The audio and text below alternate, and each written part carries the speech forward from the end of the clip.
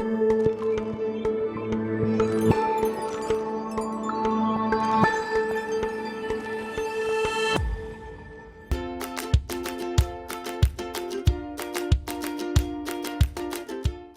bonjour, c'est David Mapamboli pour votre émission Pasteur éclairez-nous. Comme vous le savez, à chacune de nos émissions, nous répondons aux questions que les gens nous envoient des quatre coins du monde. Et aujourd'hui, spécialement pour vous, nous avons épinglé une question intéressante. Je vous invite à cet instant à pouvoir écouter et lire la question. Voilà, nous venons d'écouter et de lire la question qui nous a été posée par un de nos frères depuis la Belgique sur la communication entre les parents et leurs enfants. Vous savez, la communication est un outil très important au sein de la famille et c'est une arme efficace pour construire les familles. Mais malheureusement, l'ennemi vient toujours détruire la communication pour amener les crises dans les familles et pour disloquer les familles. Souvent, en tant que parents, vis-à-vis de nos enfants, nous avons toujours une communication à sens unique, du genre « ne fais pas ceci, ne fais pas cela, va ici, va là-bas ». C'est juste des ordres que nous donnons sans laisser l'enfant s'exprimer, sans pouvoir comprendre quels sont les sentiments dans le cœur de l'enfant. Mais lorsque nous prenons la définition du mot « communication », il est écrit que la communication est un partage. La communication est un échange. La communication est un dialogue. La communication est une expression réciproque. Oui, elle est un partage. Vous devez prendre le temps de pouvoir partager certaines informations entre vous et vos enfants. Partager certaines émotions et sentiments. C'est un temps aussi d'échange où vous pouvez aussi échanger vos idées.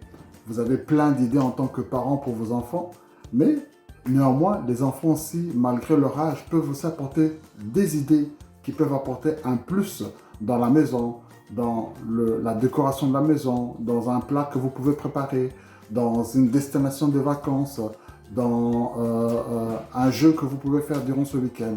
Ceci est un temps aussi d'échange d'expériences. Vous avez vos expériences que vous avez eues durant votre enfance, vos expériences que vous avez dans le travail. Mais vos enfants aussi passent aussi par des expériences. Ils ont leur enfance, ils ont leur scolarité, ils ont leurs amis qui fréquentent, ils ont les défis de la vie quotidienne. Et les premières personnes avec qui vos enfants doivent pouvoir échanger les expériences, c'est d'abord avec vous, leurs parents. Ceci est un temps aussi de dialogue où nous pouvons aborder différents points. Malheureusement, beaucoup de sujets sont tabous au sein de la famille. Et devant les sujets tabous comme la sexualité ou l'orientation sexuelle ou soit la drogue ou quoi que ce soit, les enfants sont abandonnés à eux-mêmes. Ils vont chercher maintenant conversation avec certains mauvais amis, ou soit à la télé, ou soit sur Internet, ou soit sur les réseaux sociaux. Et lorsqu'on s'aperçoit que l'enfant a dérouté, souvent c'est déjà trop tard et cela devient fatal. Voilà pourquoi prenez le temps de pouvoir dialoguer avec eux. Et n'hésitez surtout pas à exprimer vos sentiments vis-à-vis de vos enfants. Leur dire que vous les aimez, leur dire que vous les appréciez. Et vous devez aussi comprendre que la communication que vous avez avec chacun de vos enfants sont différentes. Lorsque l'enfant est encore petit, à l'âge de 5 ans, il y a une communication adaptée à son âge que vous devez avoir.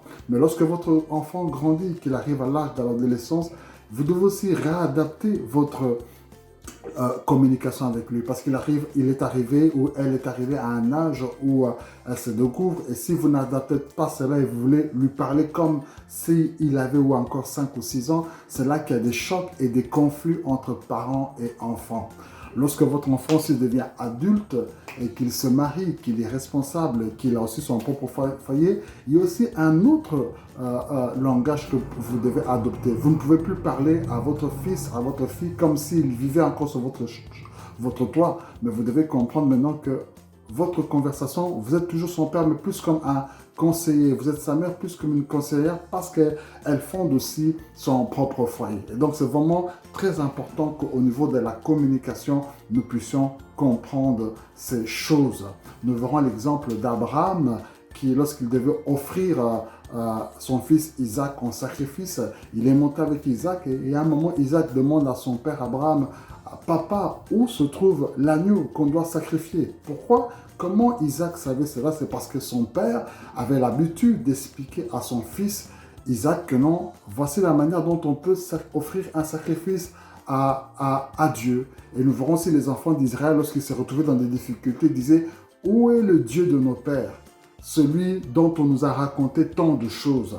Donc, nous voyons que les parents avaient l'habitude de converser avec les enfants de leurs histoires et ça va passer de génération en génération. Je voudrais lire avec vous un passage dans le livre de Éphésiens au chapitre 4, le verset 29. Il est écrit qu'aucune parole malsaine ne sorte de votre bouche, mais seulement de bonnes paroles qui, en fonction des besoins, servent à l'édification et transmettent une grâce à ceux qui les entendent.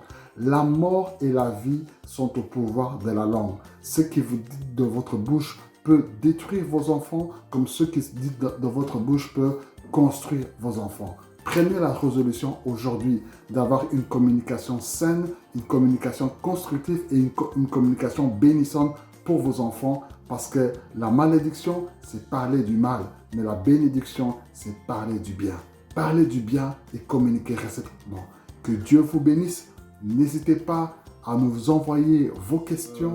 N'oubliez pas aussi de partager cette vidéo à d'autres personnes et à vous abonner sur notre compte YouTube. Que Dieu vous bénisse abondamment et à très bientôt.